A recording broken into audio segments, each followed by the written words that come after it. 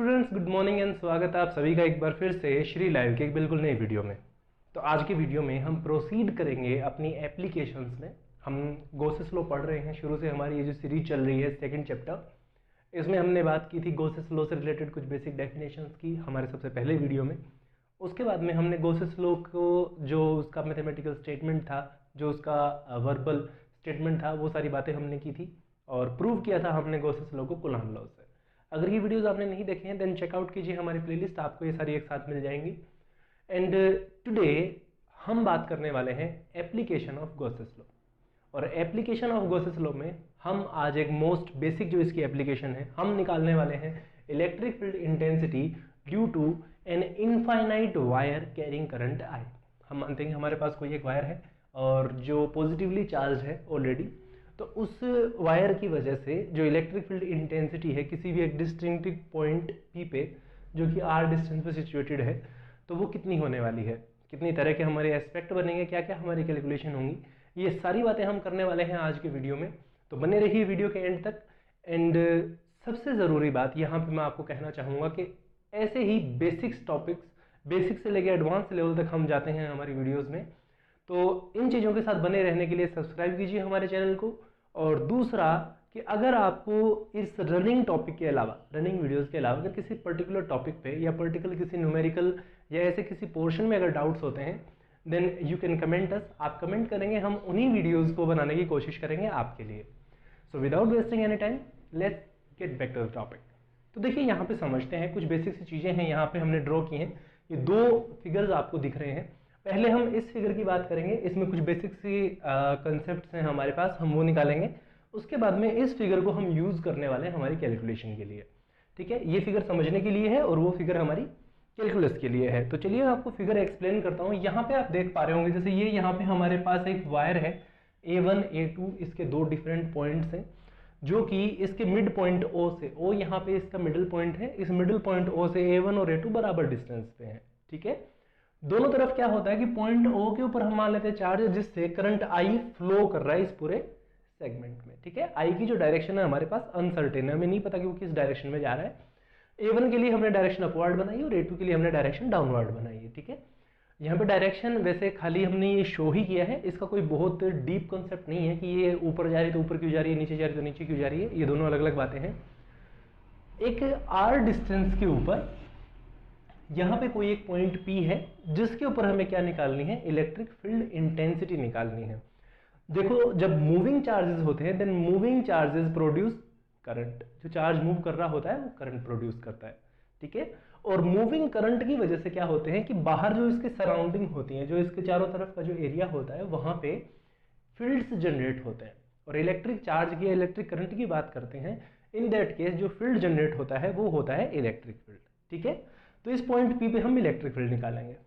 मान लेते हैं कि A1 और A2 दोनों जो हैं वो इस पॉइंट P से थीटा एंगल बनाते हैं दोनों के दोनों, क्योंकि हमने क्या माना था कि A1 और A2 क्या है, बराबर डिस्टेंस पे है। ओके, अब पॉइंट P पे इलेक्ट्रिक फील्ड कैसे होंगे, A1 की वजह से हम मान लेते हैं कि DE1 यानी एक छोटा सा पोर्शन होगा DE1, और A2 की वजह से यहाँ पे डायरेक्शन DE2। हम ये मानते हैं कि दोनों के ऊपर चार्ज कैसे होंगे, पॉजिटिव चार्ज होंगे, जिनके लिए फील्ड की डायरेक्शन क्या होंगी, आउटवर्ड होंगी, बाहर की तरफ। ठीक है, दोनों के ऊपर चार्ज कैसे होंगे, A1 और A2 पे पॉजिटिव चार्ज, तो इलेक्ट्रिक फील्ड की डायरेक्शन आउटवर्ड DE1 और DE2। ठीक है, मेकिंग एन एंगल थीटा। अब देखिए इसके दो कंपोनेंट और निकलेंगे DE1 और DE2 के। हमारे पास में दो कंपोनेंट कौन से निकलेंगे, एक तो निकलेगा इसका वर्टिकल कंपोनेंट और दूसरा निकलेगा इसका हॉरिजॉन्टल कंपोनेंट। यहाँ पे ये जो अलाइंड डायरेक्शन है ये बेसिक ट्रिग्नोमेट्री होती है। यहाँ से अगर आप जैसे मान लेते हैं यहाँ से एक 90 डिग्री परपेंडिकुलर ट्राइंगल अगर आप बनाते हैं तो ये वाली जो लाइन होती है बेस का काम कर रही होती है। और बेस के लिए वैल्यूज क्या होती हैं, बेस के लिए हमेशा वैल्यूज जो होंगी, जितनी भी हमारे पास वैल्यूज होंगी बेस के लिए, वो कोसाइन ऑफ थीटा की एक्सटेंशन में आती हैं।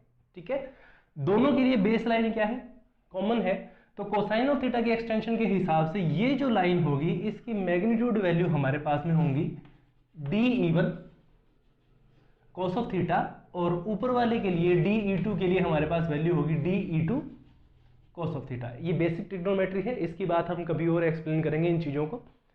और इसका जो वर्टिकल कंपोनेंट होगा यानी यहाँ पे, जिसको हम पॉइंट P के लिए यहाँ इमेजिन कर लेते हैं और DE1 के लिए यहाँ नीचे की तरफ होगा, तो वर्टिकल कंपोनेंट की वैल्यूज क्या होंगी, साइन थीटा की एक्सटेंशन में होंगी। ये जो इसका परपेंडिकुलर पोर्शन है इसकी वैल्यूज किस में आती हैं, साइन ऑफ थीटा में आती हैं। तो साइन ऑफ थीटा के लिए इन दोनों की मैग्नीट्यूड वैल्यू होंगी DE1 साइन ऑफ थीटा और इसकी वैल्यू हमारे पास होगी DE2 साइन ऑफ थीटा। ये हमारी बेसिक फिगर हो गई, ठीक है। इसके बाद में हम बात करते हैं हमारी इस फिगर के बारे में कि हमने यहाँ क्या बनाया। देखिए एक्चुअल में ये सिलेंडर नहीं है, बीच में जो ये आप थोड़ा सा जो ब्राउन कलर की जो लाइन देख रहे हो, ये एक्चुअल में हमारा वो वायर है जो क्या है, पॉजिटिवली चार्ज है, जिसमें करंट फ्लो कर रहा है, ठीक है।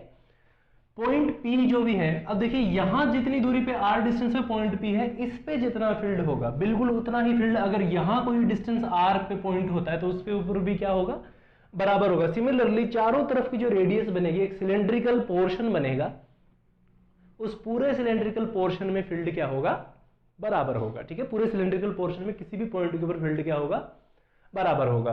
बिल्कुल इसी तरीके से अगर पॉइंट P के लिए हम एक सिलेंडर इमेजिन करते हैं इसके चारों तरफ, ठीक है, बीच में वायर है, वायर के चारों तरफ हमने क्या इमेजिन किया है, एक सिलेंडर इमेजिन किया है जिसकी रेडियस क्या है, स्मॉल r है, जो कि हमने यहाँ शो कर रखी है, ठीक है। अब सिलेंडर के, दुनिया का कोई भी सिलेंडर अगर आप देखेंगे तो उसके 3 फेसेस होते हैं हमारे पास में।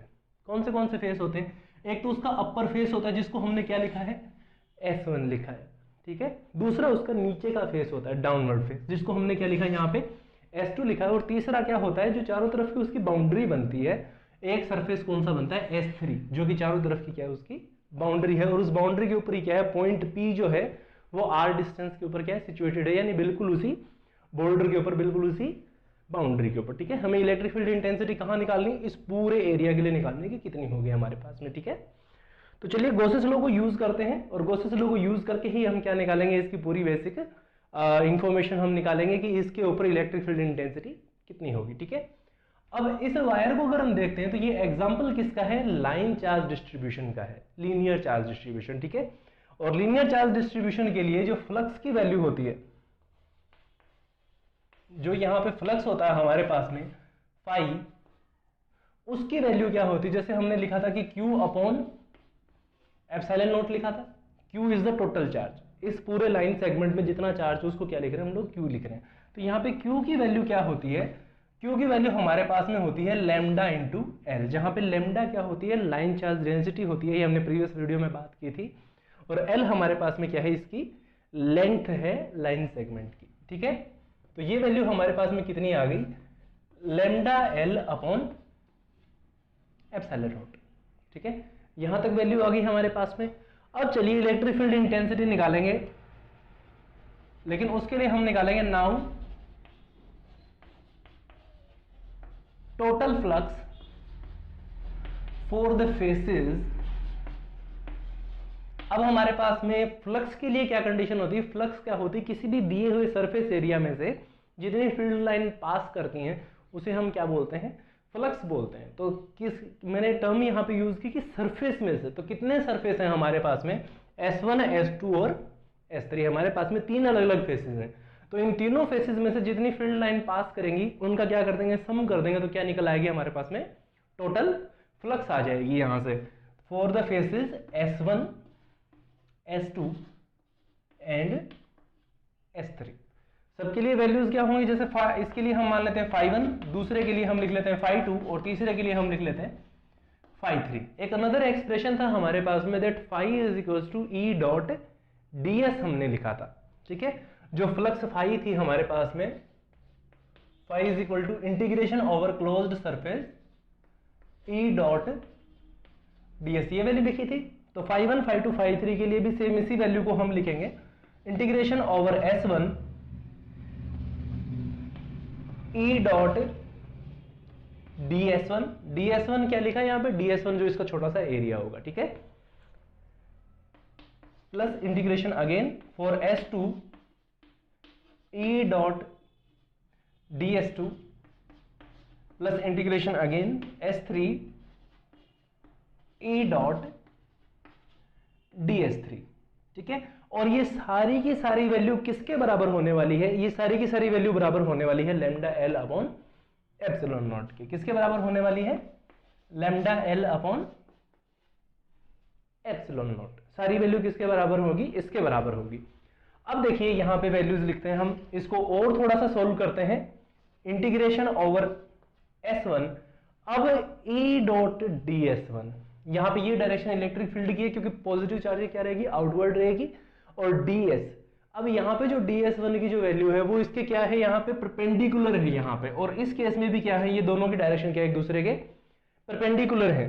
तो यहाँ पे हमारे पास वैल्यू आएगी, देखिए अगर जनरल कंडीशन में हम ds1, ds2 और ds3 को बराबर कंसिडर कर लेते हैं, हम ये मान लेते हैं कि सबकी वैल्यू क्या होगी? ds होगी। तो उस केस में क्या होगा हमारे पास में? e ds cos of 90 degree for S1, for S2 ये वैल्यू हमारे पास में हो जाएगी e ds फिर से cos ऑफ 90 डिग्री, और S3 के लिए क्या होगा? e ds cos of 0 degree. और ये पूरी की पूरी वैल्यू हमारी बराबर है lambda L over epsilon not के। अब cos 90 की जितनी भी वैल्यूज हैं वो सारी अप्रोच करेंगी किसको? 0 को। तो हमारे पास में वैल्यू किसकी बचने वाली है? सिर्फ वैल्यू बचने वाली है e ds cos of 0 degree. यहां पे ये वैल्यू cos ऑफ 0 जो है ये अप्रोच करेगा किसको? 1 को अप्रोच करेगा। ठीक है, अब देखिए वैल्यूज क्या होंगी हमारे पास में? वैल्यूज यहां पे होंगी e ds integration over S3 is equals to lambda L over epsilon naught. अब ये क्या है? हमारे पास में एक बेसिक सरफेस वैल्यू आ गई हमारे पास में। ठीक है, यहाँ पे E जो रहेगी, इलेक्ट्रिक फील्ड इंटेंसिटी जो रहेगी वो क्या है? वो तो एक कांस्टेंट है, लेकिन ds यहाँ पे क्या होगा? Surface element. जो ds यहाँ पे क्या है? इसका छोटा सा सरफेस एलिमेंट। तो पूरे के लिए हम क्या कर देंगे? इसको इंटीग्रेट कर देंगे। तो पूरे के लिए जब हम इसको इंटीग्रेट करेंगे तो E हमारे पास बाहर आ गया। Integration over the surface S3 and ds is the portion that is equals to lambda L over epsilon naught. और ds के जो इंटीग्रेशन करने के बाद में हमारे पास में वैल्यू आने वाली है। तो इसके जो फेस का जो सरफेस एरिया होता है उसका फॉर्मूला हमें पता है कि 2 पाई आर एल होता है। इफ यू रिमेंबर क्या होती है वैल्यू? यहां पे E as it is 2 pi R L and that is equals to the lambda L over epsilon naught, जहां पे हम L से L को कैंसिल कर देते हैं, और यहां से जो इलेक्ट्रिक फील्ड इंटेंसिटी E जो होगी उसकी वैल्यू हमारे पास में क्या आ जाएगी? यहां से E is equals to lambda over 2 pi R epsilon naught. ये हमारे पास में बेसिक इलेक्ट्रिक फील्ड की वैल्यू आ गई। ठीक है, ये हमारे पास इलेक्ट्रिक फील्ड इंटेंसिटी की वैल्यू है। तो ये तो हमारे पास आ गई स्केलर फॉर्म। अब हम बात करते हैं इसकी वेक्टर फॉर्म की, कि वेक्टर फॉर्म में इसकी वैल्यू क्या होने वाली है। तो वेक्टर फॉर्म के लिए वैल्यू क्या होगी? इसको थोड़ा सा और सोल्व करेंगे हम। मुझे थोड़ा वर्क स्पेस चाहिए होगा, मैं यहां से क्लियर कर लेता हूं इसको।